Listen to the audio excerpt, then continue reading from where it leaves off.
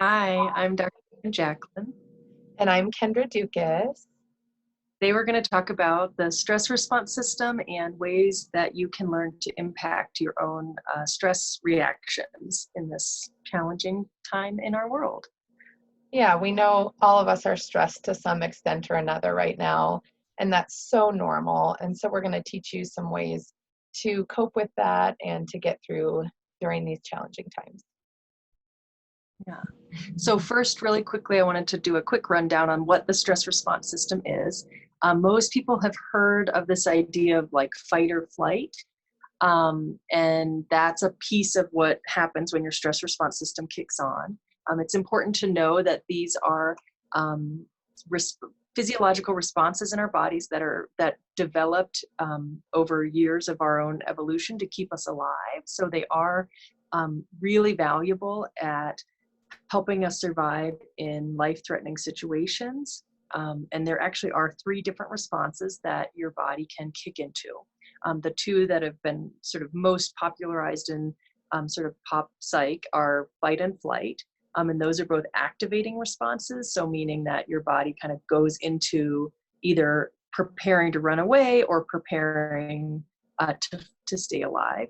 And there's a third response that is probably less well known, that is the freeze response. And that's actually a down regulation response that's more about when your body assesses that the ability to fight or flee from a situation is pretty low, then you can kick into freeze, which is kind of that like freeze or play dead, sort of like what you think of a bunny does when it is kind of in the grip of an animal, as it just freezes and plays dead. And so those are the three kind of well-researched responses to intense moments of stress that we know about. So the important pieces to know would be that they're a really healthy adaptation in your body that is designed to keep you alive, and that they're there for a reason. And I think the other important thing to know is that sometimes you can kind of get stuck in one of them when it's no longer actually advantageous. So you're not actually in a situation where you need to literally run or fight or freeze, but your body continues reacting as if it is. And that's really where a lot of the work we're going to try and help you guys do today lives, is in that place where we want you running when you're being chased by a lion, right? Like that's what's designed to do that. But being stuck in that place when there isn't an active threat right in front of you, or the threat is more psychological or a kind of global feeling of fear, then marshaling all of your body's resources to be able to run or hide or fight is not actually going to help you very much. Right. So like Erin's talking about, if there's a kitty cat that we think is a lion, right, and our systems respond as if it's a lion and it's only a kitty cat, that's going to be problematic, right? And a lot of our systems are, again, kind of primed and ready to go. This is life-saving. This is in our evolutionary history. But we can get into these struggles where, again, the neighborhood kitty cat walks by and there we are, and we're in that heightened response. So teaching you to settle out of that response when it comes up. And also the things that we're going to teach you, just doing them on a more regular basis, will also help so that your system isn't as ready to jump when it's a kitty cat versus a lion, that type of a threat or perceived threat. Yeah. So another piece that comes to mind as we're talking about this is just this idea of why sometimes people get into a chronic state where they easily jump into fight or flight or freeze. And that can have to do with having been in chronically stressful situations over long periods of time. It's sort of like your body starts to anticipate, oh, the world is a dangerous place, so I need to always be on alert and ready to protect myself. And when that's no longer the case, it can be hard to unwind and to get into a more regulated state. And so, yeah, as Kendra was saying, practicing the techniques we're going to go over today can really help you sort of retrain your nervous system to be a little bit less, like have a little bit less of a hair trigger on jumping into fight or flight or freeze. So there are as you can imagine, tons of resources out there of different ways to meditate or do self-soothing and calming. And the one that we're going to do 4 today, and the 4 that we're teaching are not the only ones out there. They're just 4 that we tend to really like and that are pretty easy to do on your own, and for you to practice at home. So that's why we're going to go over those today. Kendra, is there anything else we should say about fight or flight and freeze before we jump into the exercises? Yeah, I think we won't go into it a lot today, but fight or flight, like Erin said, are these activating responses. Freeze is actually a different thing, and it's more linked if you heard anything about polyvagal theory.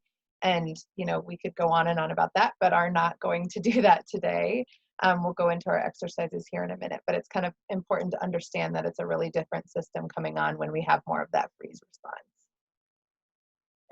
Yeah. So if you feel kind of numbed out or disconnected or sort of out of it, or just like having trouble engaging, sometimes that's a signal that you might be in that freeze response. And a lot of times people don't recognize it because it hasn't been talked about as much in the public. So people don't, they're just like, I don't know what this is. I just feel really numb. And actually that's possibly what's happening, is that your body's kind of getting caught in the freeze response. Right. And even if you're in those freeze responses, these exercises we're teaching today, doing more practice of that should still be helpful in the long run. Yeah. So the first one we're going to do is called square breathing. And this is a great, quick exercise you can do when you have just like a minute to yourself. And it's particularly helpful, I would say, more when you're in that heightened state. If you're finding yourself feeling really nervous or stirred up or anxious or perseverating, this is a good one to kind of help bring you back down. If you are caught more in that freeze, I would tweak it a little bit and try and maybe move as you're doing it or engage your body a little bit more, because when you're in the freeze spot, you actually kind of want to re-engage yourself a little bit more. So you can vary it a little bit depending on where you think you're landing, or just try a couple different versions of it and see what you think. So the way square breathing works, and we're going to do it together right now, is you'll see, and I'm going to kind of draw a square with my finger like this. And what we're going to do is, as I bring my finger up, we're going to breathe in, and then across we're going to hold, and then as I bring my finger down, we'll let the breath out. And we're going to do that 10 times. And I just want you to pay attention to your body, to the sensation of your breath coming in and out. Notice where the breath is rising and falling, and just kind of pay attention to it as we do this. Okay, so we're going to begin. We'll breathe in, hold, out, and hold. In, hold, out, hold. In, hold, out, hold. In, hold, out, hold. In, hold, out, hold. In, hold, out, hold. 2 more. In, hold, out, hold. Last one. In, hold, out, hold. Great. So you might notice just that process of the rhythm and breathing in and out really starts to kind of help your body re-regulate and focus back on your breath. Yes, yes. I know I noticed just like an overall kind of loosening of tension and overall kind of feeling calm, grounded, those things. And so our next exercise is called Leaves on a Stream. And it's one of my favorite way back when I first heard of meditation. I know I had a difficult time doing it because I have one of those brains that's always pretty active and kind of, I'm not a very linear thinker. I'm more of that kind of bubble thinker or web thinker. And finding this exercise and this type of mindfulness was really helpful for me because I had a thing to do and to focus on. So this idea of clear your thoughts doesn't really work for me, but doing something to kind of, you know, give space for those thoughts, but not go down the rabbit hole of them, if you will, has really been helpful. So for leaves on a stream, I want everyone to just kind of get kind of cozy where they're sitting and take a grounding breath. And I want you to imagine that you're sitting on the shore of a beautiful river or stream or some kind of flowing water, and that you're sitting under a beautiful tree. And so you can kind of close your eyes and picture that. And you can start to breathe and imagine what that water might sound like and what it's like to sit under this big, strong tree. And while you're in this space, you're going to have many different thoughts that bubble up. Like, oh yeah, I'm doing this video, or oh my goodness, I have to make my grocery list, or I think I hear my kid crying in the background, or whatever it is. And any of those thoughts or worries that distract you from being in this peaceful place, just go ahead and imagine placing that thought or worry on a leaf and sending it down the stream. Just keep noticing different thoughts, different feelings, different body sensations that come up. And as they do, put them on a leaf and send them down the stream. And you're breathing, and again, trying to be in this calm setting. And as things come up, you're putting them on a leaf and sending them down the stream. Now, if you notice that you've accidentally also gotten on a leaf and are traveling down the stream with your thought, it's fine. Just get back off, get back on the shore, and imagine that thought being carried down the stream on the leaf away from you. Any worry, any fear, any to-do list item, just imagine again, sending it down the stream on a leaf.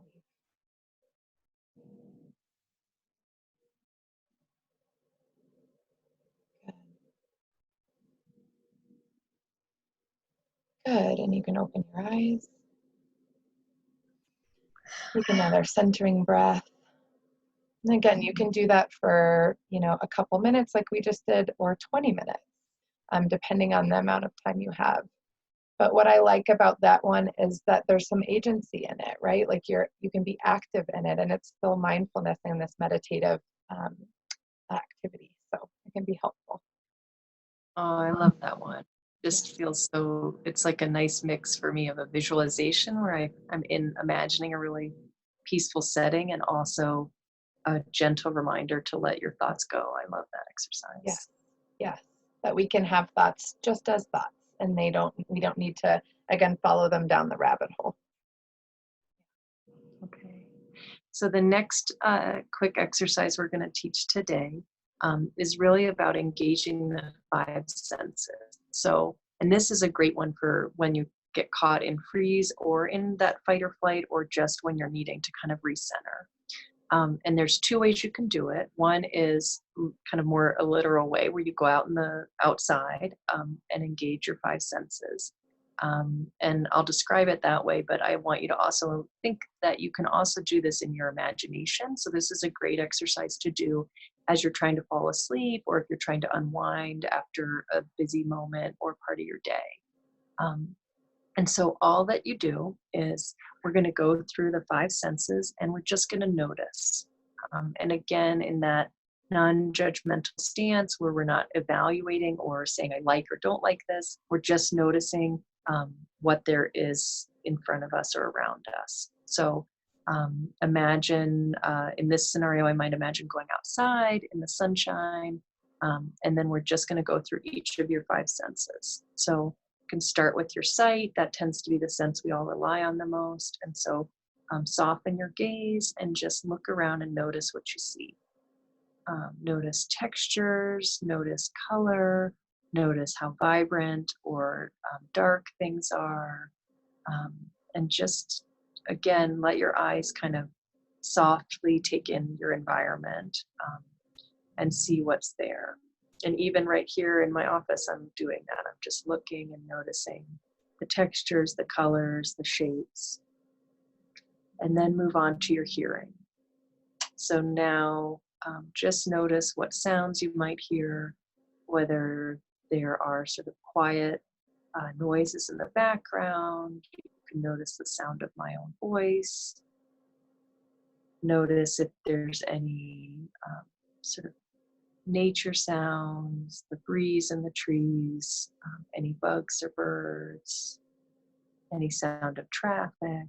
And again, just noticing non-judgmentally what there is to hear and take in with your senses. Now move on to the sense of smell.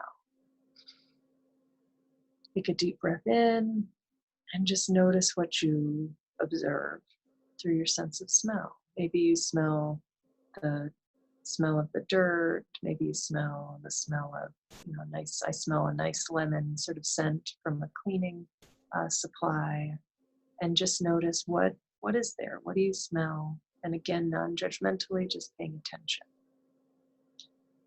Then let's shift to the sense of sort of texture and feel. And so you can notice your body in the seat that you're sitting in, or if you're standing, notice your feet touching the ground. You can notice the texture of your clothing where it touches your skin. You can notice the feel of the breeze on your face. If you're in the sun, you can notice the warmth of the sun on your skin, and just pay attention to what you notice there. And finally, we'll touch in on taste. There may or may not be a lot there, but you can still take a breath in through your mouth and just notice. Sometimes there's even a little bit of a taste to the air. Notice what your mouth feels like, any sensations there. And you can also imagine a sensation that you have flavor that you really like, or just the sensations in your mouth. And now take a moment and just try and bring all 5 senses up together, noticing your sight, noticing the sounds, noticing any of the textures that you're feeling, noticing anything that you smell, and noticing any sensations of taste. And take one more nice deep breath, kind of bringing that whole orchestra of sensation up. And then as you breathe out, just let it go. Nice. So I love that one. Quick grounding exercise. It's a great way to just get in touch with where you are right now. I go to this one a lot if I find myself future tripping, like starting to worry or perseverate on what's coming next or what's happening in the future, to instead just bring yourself into the present moment and notice what is real right now. And alternately, just a slight variation is you can do just the same thing I just did with you, but imagining a favorite place or a place where you feel really peaceful or calm, and bring it to life with all 5 senses. If you have kids at home that have trouble falling asleep, this is a wonderful exercise to do as part of their bedtime routine. And you can start by describing it for them. And then as they get more practice, they can start to do it on their own. So there's a lot of sort of play around with that one because there's a lot of variations to it that can really work well. Lovely. And I love that one. It is such a good way to practice that, just that stance of curiosity, right? So like you kept saying, not being judgmental, but just noticing. And that's such a, when we talk so much about mindfulness, but that's really truly, being in the moment, seeing and noticing what's around you. And that's another good one, I think, for that more of that freeze response. Again, if you notice yourself numbing, because it's especially doing it outside and in a more present versus imagined relaxing scenario, right? It's getting you into your body, it's getting you into your senses, which is really going to kind of ground and kind of wake you up around how you're doing in that moment. That's a really good one. Along those lines, if you are noticing that you get caught in that freeze place, you can amplify sensations a little bit. So you can do this exercise and put a red hot or a sour sort of candy in your mouth, or bite a lemon, something that really has a strong taste sensation, and notice that and really observe it. That is a great kind of fast way to bring you back into your body if you're noticing that you're really drifting off or getting really disconnected or numbed out. Yeah. And the smell of the great one too. So like cutting up an orange or another citrus fruit and really noticing that smell, that's a great one. Yes. Great. Great. Well, we have one last exercise for you today. And this we're just calling like this Heartspace Visualization. So to do this exercise, again, I want you to just kind of, be in your body and put your hand kind of on your heart, wherever you experience that for yourself. And I want you first to just really, as you feel that connection with your hand to your heart, I want you just to invite for yourself this idea of peace and love and good fortune. And just really imagine bringing that and sending that to yourself, to your own body. Again, peace, love, good fortune. And now I want you to call to mind somebody or somebodies that you really care about, some people that you know and love. Maybe these are close family members or close friends. And just picture their faces. Feel what it's like to be close to them or near them. And same thing now, I want you just to extend love and peace and prosperity. Again, sending love, peace, and prosperity.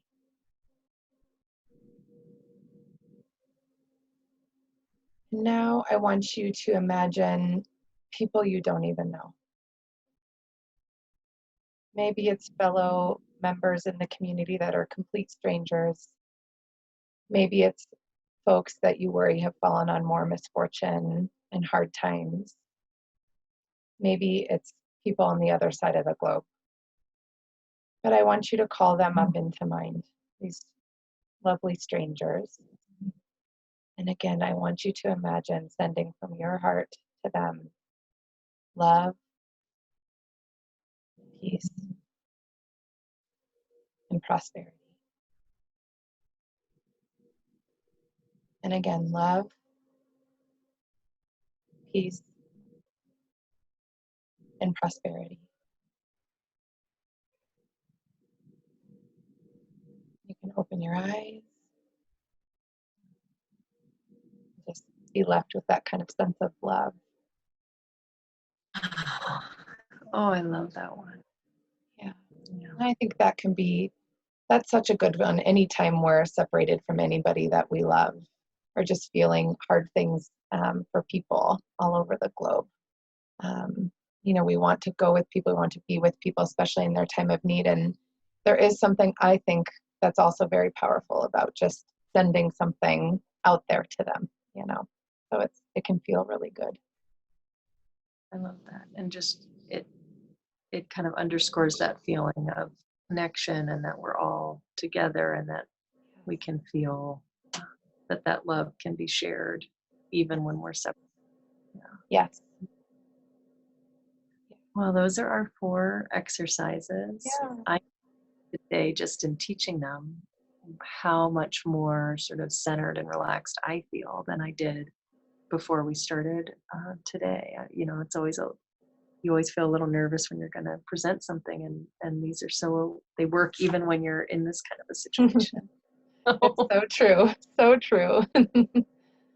Yeah. So appreciate you guys listening today, and I really want to encourage you to try these activities out. They're really we tried to pick ones that were pretty easy to do on your own, and that these 4 together form a really nice foundation that you could do on a daily basis. And really, the amazing thing is that if you practice this and stick with it, not just when you're feeling stressed, but kind of on a daily basis, you really can impact your nervous system.